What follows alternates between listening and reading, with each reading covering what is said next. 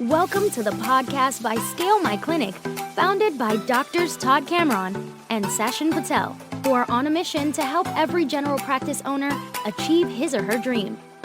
The Scale My Clinic podcast is designed to leave listeners with insights and understanding gained by real-lived experience that will help general practice owners create impact, get their time back, and enjoy increased revenue.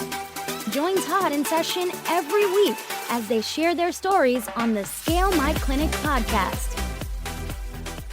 All right, welcome back to the third in a three-part series from Scale My Clinic podcasts, talking about Thomas and Naz versus the Chief Commissioner of the SRO in New South Wales. This case has been on the minds of most practice owners Australia-wide. $795,000 fine or fees payable in the end. And we've got back with us Stephanie McGrath from 2020 Legal, an expert in the space, our legal expert, and we have an accounting expert, Kelly Chard from GrowthMD, both of you well known in the space. And in the first episode, we talked about an overview of the case, just unpacked what happened. In the second episode, we talked a bit about the lessons learned. What are the things that we already knew and what were the new things? There are a couple of things there that were new this time around. And now we're really going to be getting to where to now for owners. So the first two episodes would have made people a bit more anxious. This is the bit where we bring the anxiety level down, not necessarily to zero. And I just want to remind people that the advice here is not personal. A lot of the time, if you're old enough to remember this, there used to be a device called a club lock. And a club lock was a pretty shitty thing to try and prevent your car being stolen. Basically, it was just like an extendable metal bar that went across the steering wheel. And the ingenuity of this was not the ingenuity of the club lock itself. Its only objective was to make your car a little bit harder to steal than the one next door, in which case yours was likely to be sticking around at the end. And I sometimes think that this advice is much like that. Let's do the best we can, because to create something that has zero risk probably also has zero utility. So let's just be pragmatic and practical. And what happens here is that the owners should be choosing the risk level that they are comfortable with and having a really good conversation about that with their advisors, and not asking the question, can I do something, but how can I achieve this outcome? This is where it's really important to have not only great advisors, but advisors that work together. So on that note, I'm going to hand over to my good friend and business partner, Sachin Patel, to run the session. Thank you, Sachin. Cheers, Todd. Welcome back, Kelly and Steph. So in the last episode, and the last two, we've talked in detail about the case, so we're not going to revisit that here. But people will be screaming out, wondering, what do I do next? And at the end of the last episode, Todd gave a couple of options. Do I give up and open an ice cream shop, or do I give up and do a COVID deep cleaning business? Or is there a path forward in my existing industry of general practice ownership? And if I am to carry on and plow on through general practice ownership, what should I do with the lessons learned from this case? What should I be doing now? What are the 2, 3, 4, 5 things that I can do to minimize or improve my current position? So we will again start with you, Kelly, just keeping in the pattern, and then we'll turn to Steph after that. Over to you, Kelly. Yes, well, I totally agree with what you've said, in that everybody's probably feeling a little bit nervous, and no advisor can guarantee that you are at 0% risk of anything related to business or taxation. The game is really, as sort of Todd mentioned, about lowering your risk profile. And that's the approach I've always tried to take in talking to clients, is about doing the right things that put you in that low risk category. There's also, I think, some thinking and understanding that practice owners need to do just in relation to payroll tax in general. So in particular in Queensland and ACT, there is a lot of practices that would never have considered payroll tax, because the thresholds, in Queensland, it's 1.3, in ACT, it's $2 million. So when you're thinking about staff wages for admin and nurses, and registrars, there's a lot of practices that would never reach those thresholds. So it's in those states, it's actually not that well understood. So I think you need to have a look at how, if payroll tax was to apply, how it would affect your practice. Because I have many clients that even if they were investigated and, they were doing all the wrong things, they actually wouldn't even reach the threshold. So if you're a 5-doctor practice in the ACT, you're probably not even going to reach payroll tax threshold, even if you were doing the wrong thing. But if you're in Victoria, where it's only 700,000, you probably are. So I think people need to understand that. And how payroll tax is levied as well. So that $800,000 bill, remember, in New South Wales in this particular decision was over 5 years, and it also included interest and fines. So for some of the clients that I have that are actually, would reach payroll tax for whatever reason, the quantum might not actually be that big anyway. So there's no point stressing yourself out if at the end of the day your liability was going to be $5,000 or $10,000 anyway. So I always think you need to know, look, if I was at risk, if I did all the wrong things, where would I sit? How would I be assessed? Because then you can sort of gauge, well, how important is this on my scale of things to do and address? If you run a big practice, if you're in one of the states with a low threshold, it's probably more important and it's probably a higher risk situation for you. So I think that's a good place to start. So just to understand the legislation and the thresholds and rates in your state. From there, what I'm going to be doing with my particular clients is number one, looking at the agreement. So we've been through that in podcast 1 and 2, in that there's a lot of things there that we need to make sure are right. So I would be encouraging them to speak to somebody like Stephanie or their legal advisor that can help them get that right. I would then be looking at how things are implemented in the practice to make sure that even if what this document says, is what this document says actually occurring in practice in day-to-day real life. And then there is a certain number of clients that are probably in the wrong structures already. So again, talking to another expert, the team, to make sure we can get them in the right structures.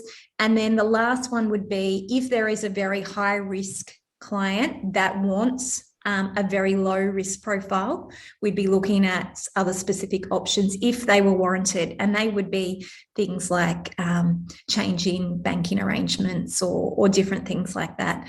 And that would only be if it's warranted, if the client's high risk. And that would be something we would do really carefully. I have noticed that there's been a knee-jerk reaction by a lot of people, changing, as recently as 2 weeks after this case, saying, that's it, I'm going to change everyone to employees, or I am going to set up all new bank account structures. And I'm not saying that that's the wrong thing to do, but I don't think any of those things should be done as a knee-jerk reaction. And usually when you change one thing, it has a flow-on effect. And you don't want to get into that situation where you're making changes to your business structure to avoid a payroll tax assessment, but you're making something else more difficult in your business. So I think the advice is, yes, you need to work with someone and go through the steps, look at make sure you're doing the right things, but not to, rush out and change things based on, media articles or things you've heard from colleagues and that sort of thing.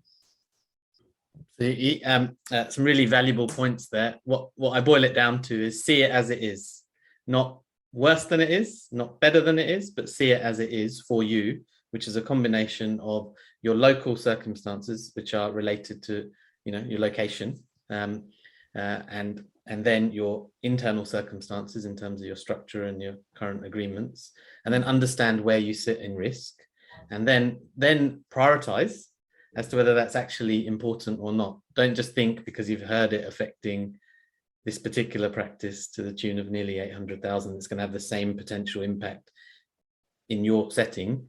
So don't assume that that's the scenario for yourself. Actually take the time to understand. And it's a key function, which we've said in each podcast before, but we'll say it again, as an ownership whether you're a single owner or a group of owners, it's really important and incumbent upon you to understand these pieces by taking the right advice. You can't ignore this, because risk management is one of the top things a business owner needs to be fully abreast of. Thank you for that, Kelly. So we might move across to you, Steph.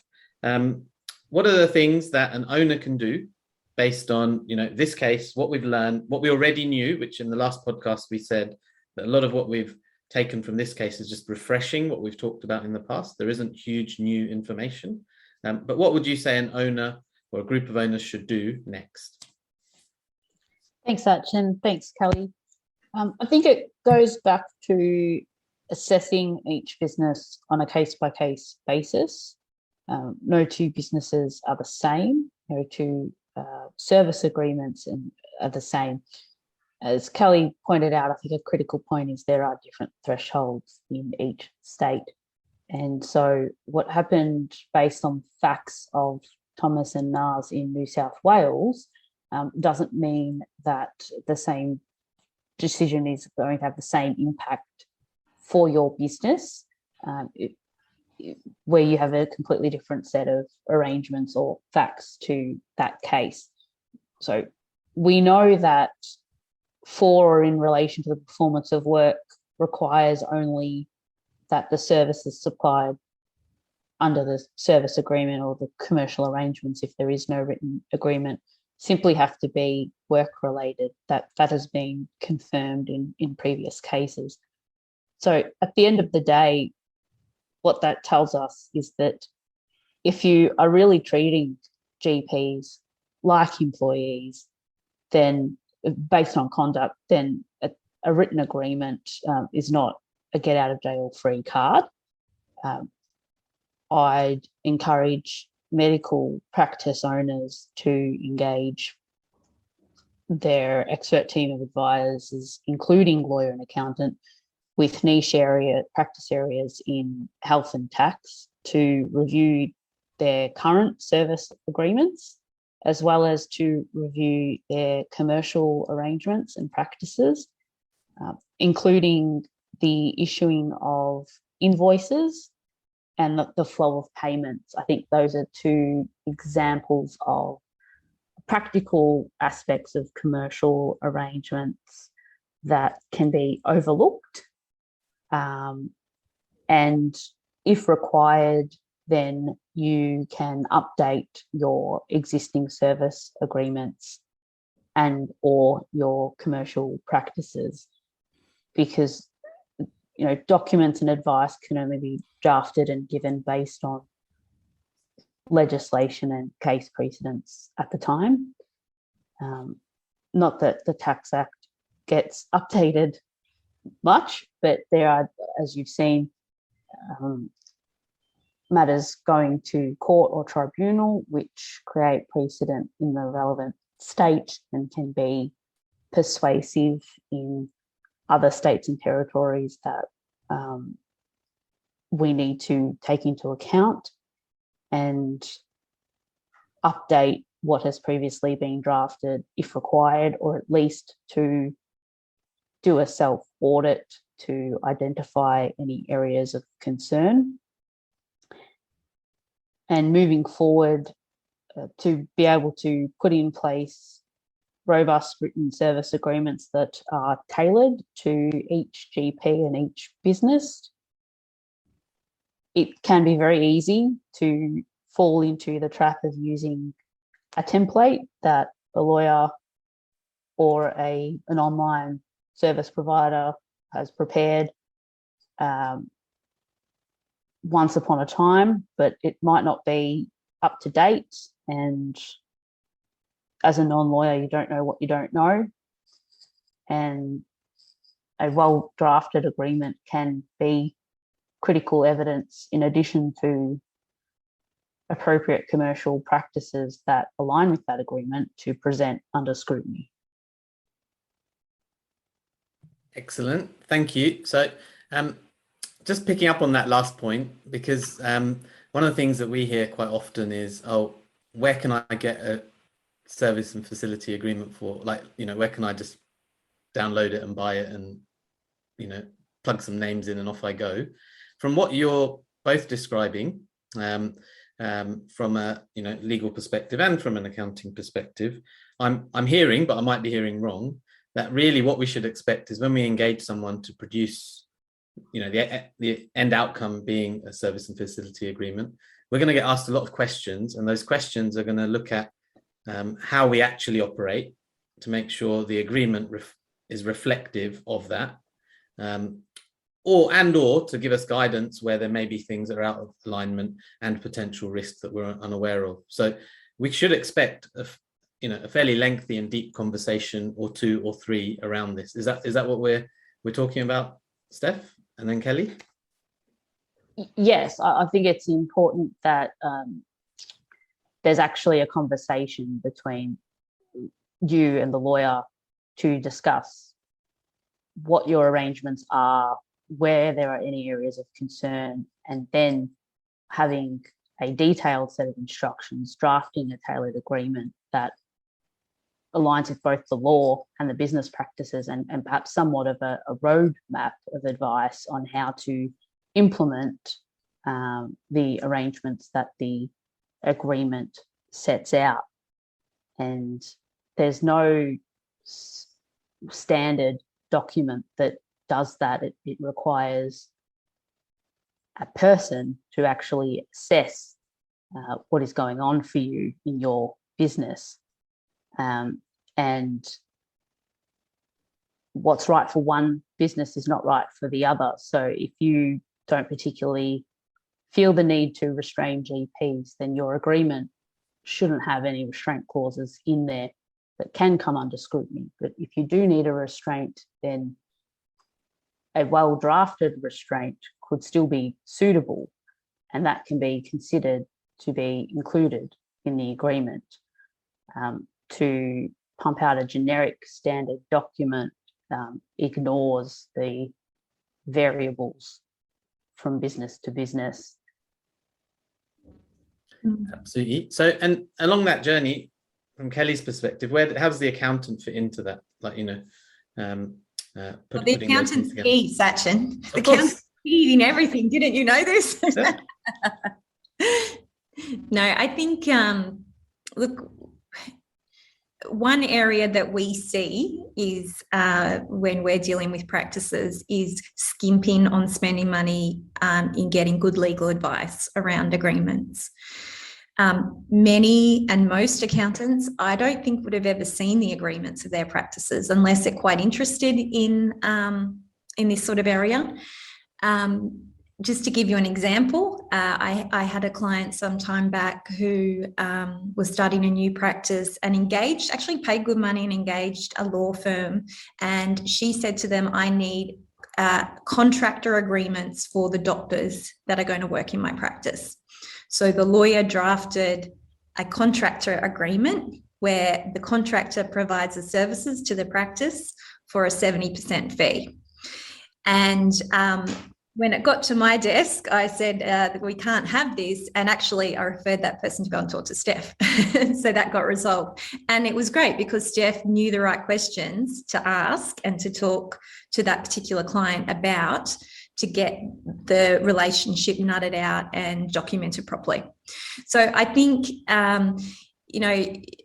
accountant's role, well, if the client really knows what they're doing, if the doctor really knows or the practice owner knows what they're doing, then the accountant probably doesn't have to be involved in the legal agreement. But unfortunately, sometimes the accountant will see things and be able to raise the flag and hopefully steer you in the right direction. So, and I think just key to that example that I gave is that it can be really hard for practice owners to give instructions to accountants or lawyers about this sort of stuff because it's not their area of expertise. So the onus can sometimes really come back to the accountants and the lawyers to be extracting that information. And that's where those meetings are so important that Steph mentioned rather than, just a standard document. Absolutely. Todd often refers to something he taught me about the difference between strategic advice and tactical advice. And this is a prime example of that. Might flick over to you, Todd. Yeah, I think the main thing that I try to remind people of is that the unit cost is the same. It costs you the same per hour to buy tactical advice to get your accounting work done or an agreement drafted, but it actually costs the same to do that strategically. Just to say, hey, I just want to spend an hour with you explaining what I'm trying to achieve here and paint the big picture. Spend a bit of time giving all of the detail across, not just about what you're trying to achieve now, but over the next decade or two. And then what you'll end up with is something that reflects your goals and actually plugs into that. It's really, really important piece, because if you're only given a small part of the information, or as you just related there, Kelly, really an imprecise brief, and somebody does what you ask them, you don't know that you've asked for the wrong thing. So you do need to really spend a bit of time making sure that you get the brief right. Otherwise, you're just going to get rubbish advice. And I'll just sort of pick up on something you said, Kelly, too, about how many Facebook groups, and somebody listening to this is going to be one of these people. These are my most loathed people in any community. They say something like, hey, doctors are really getting treated badly. They ought to know their value. They ought to know their worth. And they say, hey, does anyone know where you can find a cheap accountant who can do my best for this? You're like, oh, come on. Have some integrity about what you're doing. If you want to be treated like a professional, start hiring professionals, pay them well, and actually pay people that disagree with you, because you need to be challenged. If you just want cheerleaders, that's also dangerous, because you're just going to be setting yourself up for failure. So we don't want any of those people calling either of Steph or Kelly. Okay, if you're listening and that's you, put the phone down, call someone else. Back to you, Sachin. If I may mention the analogy, it's, I suppose, a bit like myself not being a doctor, looking up Dr. Google or WebMD and taking my advice from that. No one's asked me any questions about my symptoms in order to diagnose me correctly. Absolutely.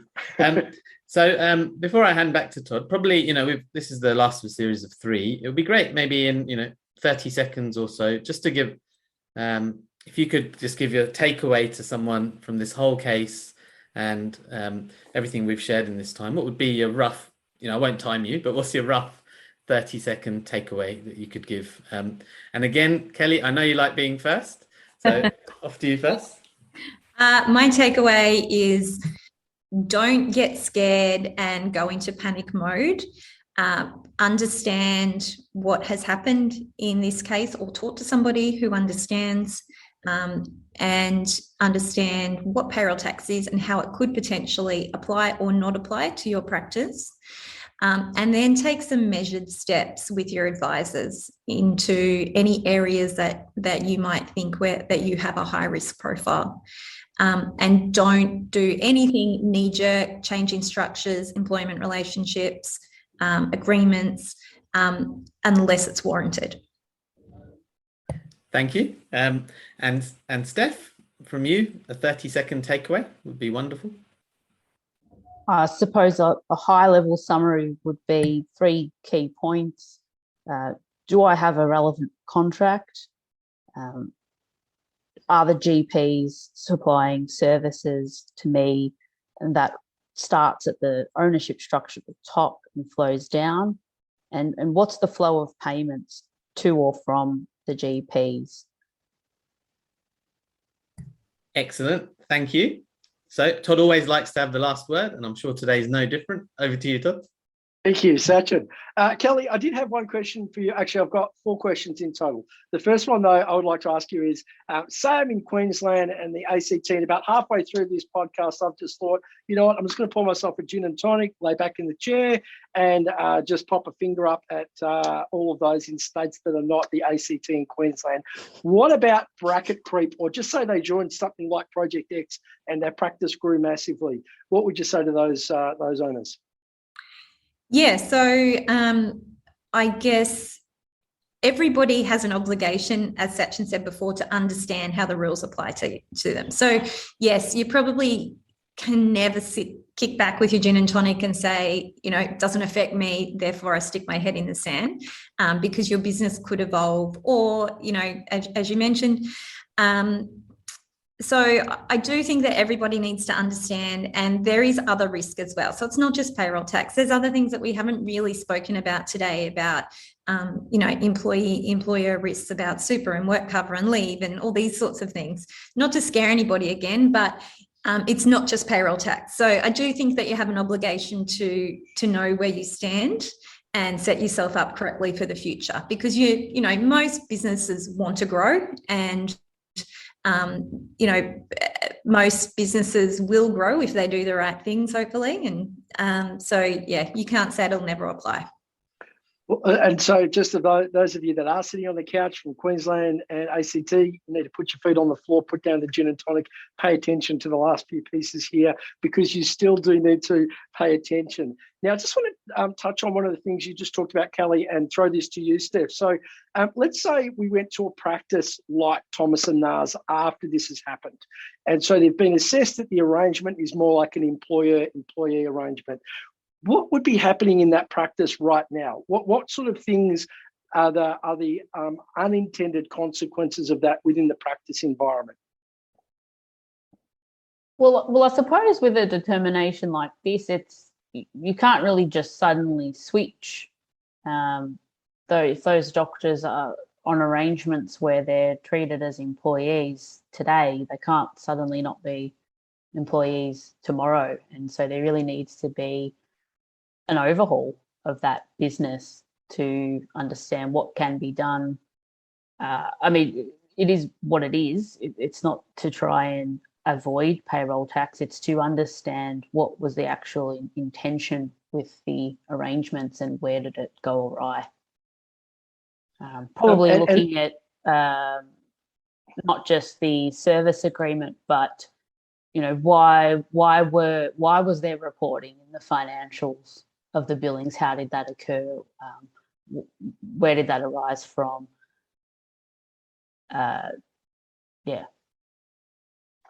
And maybe one more question I'd like to ask from you in particular, Steph. The matter of the ownership of the medical records was a key one, or at least one of the points that was mentioned of many. And we talked about the fact that it's not usually a single thing. But as an owner, it's hard for me to understand how ownership of records might be something other than of the practice. Have you got some thoughts that you'd like to share on that? Well, my understanding is that really medical records do belong to the practitioner who services the patient, and that this goes back to a restraint on medical professionals from seeing patients. My understanding in the health industry is that generally a restraint would be problematic or disclosure of health records or ownership to anyone other than the GP would be problematic because of obligations for ongoing care and their obligations to the patient.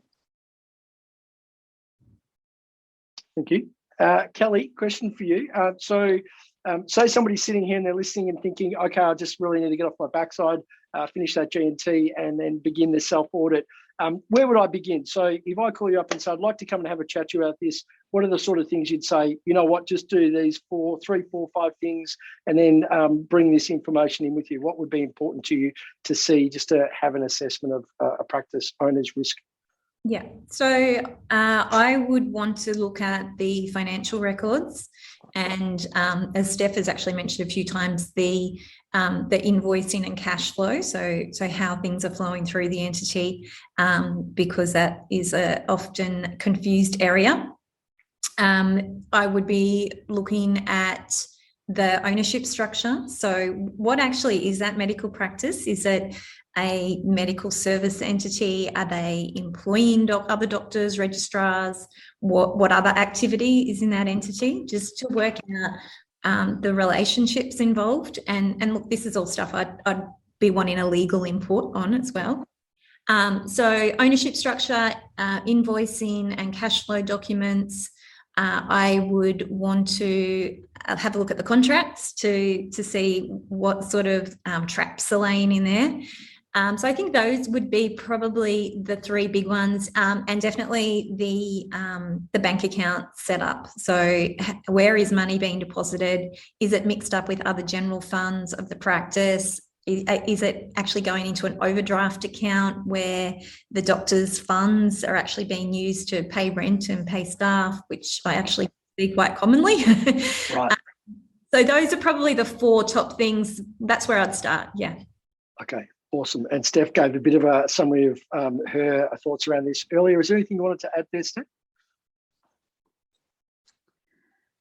I don't think so. That's right. Good. And now, I always like to think, as an optimist, I like to think that where there is threat, where there is chaos, where there is stress, there is also opportunity. So I'm really keen to hear from both of you what you perceive the opportunity may be with this type of a threat. So, Kelly, you talk to a lot of people, you're well connected to the community. What are the opportunities you see that other people might not be? As a result of this decision? Oh, I think it's just going to spur more people to get good advice, essentially. I think every time something like this comes out and is discussed openly, we lose more of the cowboy advisors, and people actually say, yeah, it's probably about time I actually invested in some good advice and did things properly. So I think we are moving to that level for a lot of people in the community, a lot of practice owners. One other thing I think that's probably scary to practice owners as well, which I see as an opportunity, but many may not, is just, I think this highlights that the difference between being a clinician and being a business owner, and that you do need to equip yourself with those business owner skills. And it's not for everybody, but there is help out there. But you do need to take it seriously. You can't sort of just sit back and make it the practice manager's problem. Yeah. Attention to detail is really critical with this, as you say. Steph, what opportunities do you see for owners in this? Yeah, I think why not get more involved in understanding your arrangements and your structure so that you can be more in control and be better prepared so that you're not the next Thomas and Nas. You don't have to be a lawyer. Won't force you to read legislation, but it's just having an understanding of the advice that you are given, enough to question that advice and be able to identify, oh, well, hang on, that doesn't align with what I've been doing. So do we need to look into that? Yeah, I like that. So be more empowered with knowledge and more engaged with exactly what's going on in the environment. Kelly, you said it well. This is not something to delegate to your practice manager. You need to be responsible and accountable for getting the right advice and then making sure that it's completed and brought back into play. You know, ultimately, if we write new documents, write new agreements, one of the other problems I see that with doctors is they're uncomfortable about going and talking to the existing doctors about upgrading the agreements. They don't want to have that conversation because they're fearful that if they say, here's a new agreement, the doctor will say, see you later. So they need to be comfortable with just the process of upgrading the business means that you do need to upgrade some of these things from time to time and be comfortable having those conversations. That may be a little bit uncomfortable. Is that something that you find with your clients, that they sometimes resist actually going back with new agreements?